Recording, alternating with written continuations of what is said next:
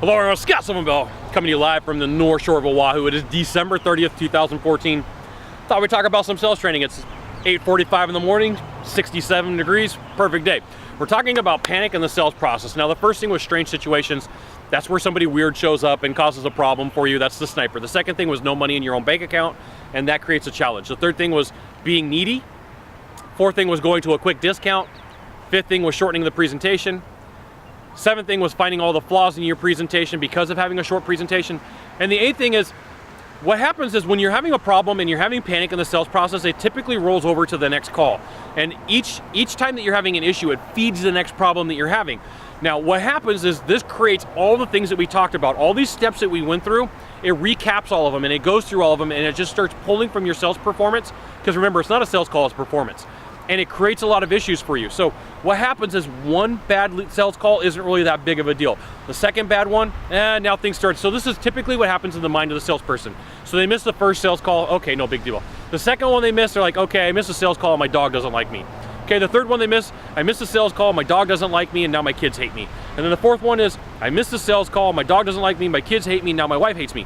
And what happens is this feeling starts becoming more universal, and it's not accurate, it's not real, and it creates more panic in the sales process, which leads to more discounting, faster presentations, questions from the buyer, pressure from the management, and it just isn't good. So here's the thing, I'm gonna remind you that whatever sales process you have, you really need to go through every single step in the sales process, every chance that you get.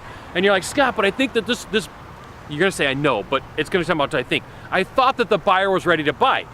Here's the thing, we've talked about this in the previous videos. The buyer needs this much information, you're giving this much. They have a lot of questions, they're not being answered. It creates a lot of challenges on your part, and they're just not ready to buy, okay? So here's the thing, as you go through the sales process, a lot of times the panic that you're having is created by yourself. And you need to realize that all those steps that you had, those other 7 things that were going on, are what led to that and what led you to finally be at this point. Now, if you're in the middle of sales panic, here's what you need to do. I'm gonna give you the list. The first thing is just breathe. It's okay, everything's gonna work out. This is normal. You know, when you're going through sales, it's like the ocean, okay? So I've been in sales long enough that if I was to go out swim in the waves, it'd be like in the kiddie pool. The waves are really small. But when you're new to sales, the waves are really big. And I'm sitting here on shore and I'm like, okay, they're not that bad. And you're like, but I'm in panic, I need to make the sale, I need to make the sale, I need to make the sale. I'm like, hey, everything's not that bad. You need to realize if salespeople who've been there before understand, well, this is what's going on. In the midst of you going through this process, the waves feel really big. For me on the outside, they look really small because it's like, I've been through this, salespeople go through this all the time. Just slow down your process, okay? So slow down your process. First thing is, make a list of everything that you need to do in your sales process. Make a list of all the questions that you're supposed to ask. Make a list of the things that you need to do, okay? So they're gonna be encompassed in there somewhere.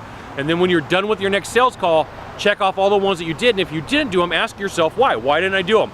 Well, I was a little bit nervous. Now, what happens a lot of times in panic in the sales process, you get nervous about asking questions that you typically wouldn't care about, that aren't that difficult to begin with, but you make them more difficult to justify why you're in the sales struggle, okay?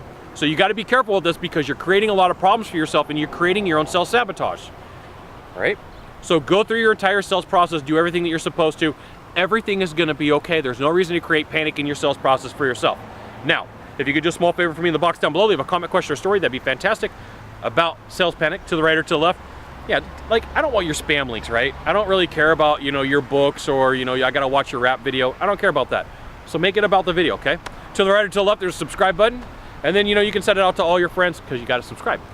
Via StumbleUpon, Facebook, Twitter, Google+, Reddit, Orkut, all those cool things. Scott Sylvan Bell. Only Scott Bell, 7-0. See you soon. Thanks for watching. Aloha.